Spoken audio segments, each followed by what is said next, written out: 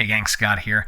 Southern California of late, at least San Diego, has been covered in some thick fog during the mornings and evenings. I actually just recently drove from San Diego to Los Angeles one morning, and the fog like super thick. You can't see like 5 car lengths in front of you on a freeway type thick, and that's made for some interesting photography. It's not fog photography isn't something I get to do readily in San Diego often, and I got down to the coastline to do a bit of this work. I wanted to share a couple of tips with you about composition in fog as well as the editing side of it. And the first one, I'll show you this photo here, and the compositional tip is finding a strong foreground subject. I mean, you can see in this image, normally I'd be able to see these are all houses here, palm trees, and there's actually many more land formations and rocks. There are actually some beachgoers out here that, okay, I've edited them away, but because they just look kind of like gray lumps out there. They weren't really full formed.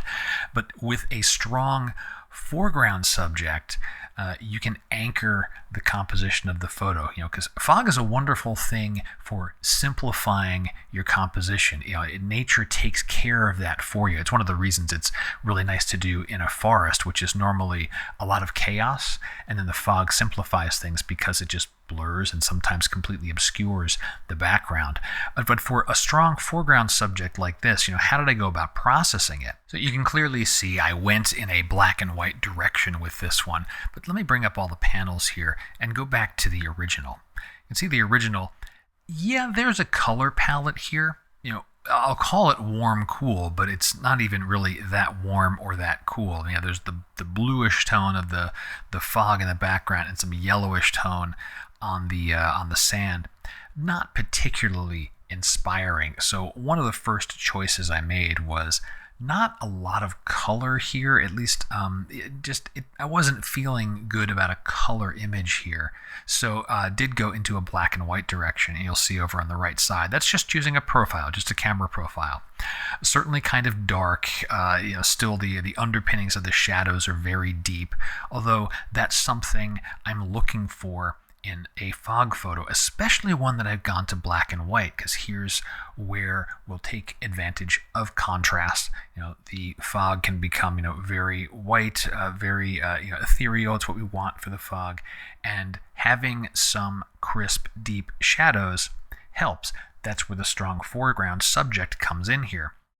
Next thing is basics. You'll see the sliders change over there, and highlights pulled down, the shadows opened up. Look at that before and then after. Okay, now I can see lots of things here. There's more to be done. Now, what from here, let's see, one other thing I did was just a little more on the contrast. So you'll see, ever so slight change there. You notice in the histogram more. Let me go back. I'll hover over basics and then come back to tone curve. Actually, you can start to see it now with the before and after. I didn't click, so let me click. So you'll see the histogram on basics, histogram on tone curve, getting a little more of those brights in there. There's the curve, raising up what is really the negative space that's in the background for the fog there, emphasizing the foreground subject. But the finishing touches here.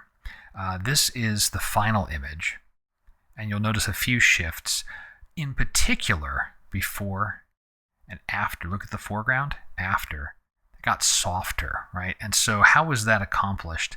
Using a few masks. And let me clear these out so we can build up that look here. The hut gave a little more detail, right? That's my strong foreground subject. I want that to pop out. That's what's going to grab your attention. And it's framed that way here. This is putting this hut front and center. There is really nothing else to look at in this image. Then softening the sand, right? Notice that soft sand. There's a gradient. Let me hover, let me get the mask up there. The gradient over the foreground. You notice I've removed some of the poles. Looks like I actually even missed one there. So I would need to adjust that with this brush and auto mask, and let's go ahead and get that taken care of. There we go. So now the hut is not getting softened, but the sand is, and that's just a negative clarity, negative texture. negative dynamic contrast, negative structure, whatever tool you're using there to soften things. And then the last little bit, watch the beach shadows underneath the hut after. They get a little bit darker, so classic burning there, just to give that little bit of dimension there. So all of those things, adding up with the fog, just obscuring the background, it just disappeared. There's really nothing else that's visible out there. It was a really, really thick bank of fog, and it was rolling in even more so during this afternoon.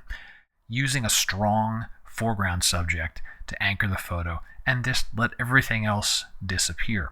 I've got one other example for you. This was in the morning time where there is a little more going on in the scene and things that are a little more visible. Let me show you this photo here. And in this scene, once again, the fog is obscuring a lot of things in the background, but there is foreground, midground, and then mysterious background, leveraging the fog to create layers in the photo. Now, this is all basically at ground level, right? Boats, then a bridge, and there is, a whole bunch of stuff that's in the distance there that happily is obscured by the fog because it's less photographic, to be honest. But you can imagine this same kind of thing when you're in the mountains or in the forest where, like, the first row of trees is stronger, and then as you move into the distance, the fog creates those layers for you just by somewhat obscuring the visibility of things behind it. So looking for those opportunities in fog photography, layers upon layers, the fog can really help you do that. Again, it's a great simplifier for your composition because in practice on a clear sky day, out behind the bridge, there's a bunch of land on the other side. Some of it's industrial. This is a harbor. It's a working port and so forth. There's a bit of a mountain way back in the distance. Actually, probably be about over here if I remember my geography correctly. And all of that just disappears.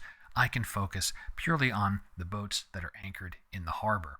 Now, what about the processing for this one? In this case, what turned to be the real finishing touch, really, which really kind of made the photo come together for me, was keeping the color. This is a color photo, although the color palette is relatively muted, and it's kind of I'll call it like a little bit of a nautical theme, because when I processed the photo, I started off with the original. I'll show you this in a second. There was a fair amount of color in the photo, and I didn't want to go black and white with it. I liked that there was a bit of warmth and a bit of coolness, and took that with color grading to amplify it and using a nautical theme. I'll explain that when I get to the color grading part of this, but let's take a quick look at the build-up of the image. We'll open up our panels here, and let's go back to the original. We'll open up a basic. This was the original photo, and you can see I'm very far away from the boats. I think I was at 105 millimeter. That was the longest lens I had with me on that morning.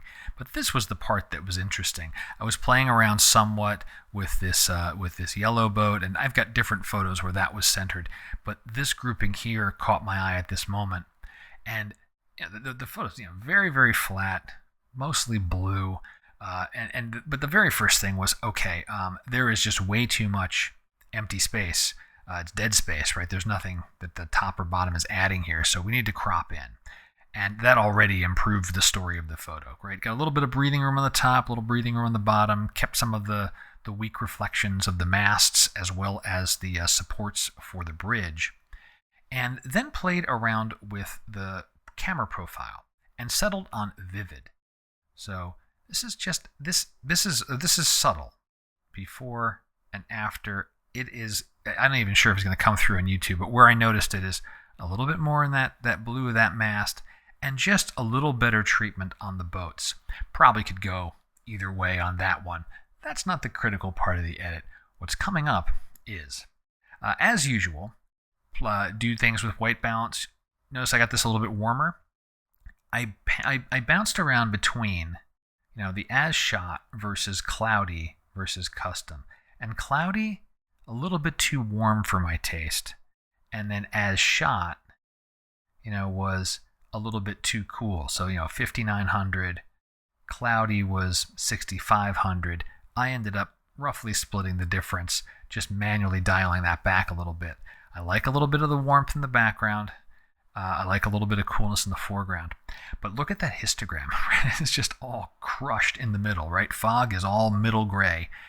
So basics to the rescue. Hitting our auto button, doing a little bit of fiddling with clarity in particular is where I played, because I wanted some of this in the boats to come out. And that really opened up the photo. Sidebar, like maybe a little bonus tip, is when you're capturing fog, and this is something I forgot to do on this photo, is the camera will tend to underexpose a little, using your exposure compensation to bump it up. The histogram is still going to be, pretty well centered because you're looking at a lot of middle gray. But, in this case, you see that the exposure got bumped up nearly, two-thirds of a stop, as well as, the shadows really opened up. But that, that's the wonderful thing about raw photos. We get that recovery. What was next? Tone curve. You'll notice a slight shift in the boats, and that was where my attention went next. I don't want to do global increases on clarity and texture. I want the layers, right? That's the key thing of this composition, keeping the bridge obscured, and even to a degree, some of the the second and third tier boats there. But I do want more detail on the boats. So we'll go to boat detail. You'll see that jump up a little bit. And that's a simple mask, right? I'll hover over that mask, selecting a few objects. I chose to include the masts as well, so that those boats just get a little more crispness before and then after. Just enough. Now the finishing touch, what really ended up doing it, in the final stage, you'll notice the color palette really changed. And that was courtesy of color grading. So before and after. And to me, that really worked for this photo. And so as opposed to trying to coax out more color, I just chose to embrace the subtler tones that were already there, right? There was a little bit of coolness, a little bit of warmth. And recently did a little bit of Googling to say, okay, I've got boats here. I've got a bit of fog. Color-wise, what would be a nautical theme? I'm looking for things that are a little bit muted blues, muted, not so much oranges, maybe yellows or tans or things like that. I found a few paint swatches on a website that sells paint, and they had grouped a few of them there. It's like, oh, okay, these are decent colors to work with, and took those, and through some tools and things, you can take a sample of a color, and if it shows you a hex value, you convert that to hue, saturation, luminance, which is kind of what we have here. When we go into this, we've got hue, saturation, luminance. I can drop some numbers in here, and you can see that's a pale blue in the shadows, and in the midtones it's also a little slightly brighter, but also pale blue, and then moving to kind of a yellowish green warmth tone. And so adding those up and then fiddling with the sliders a little bit before and after. I like the mood that delivered. This is calm yet inviting. It's certainly a cooler-ish tone, very, very mellow, very peaceful, but it's not purely black and white. Like I press the V key on the keyboard here. That's purely black and white, and that's the color tones.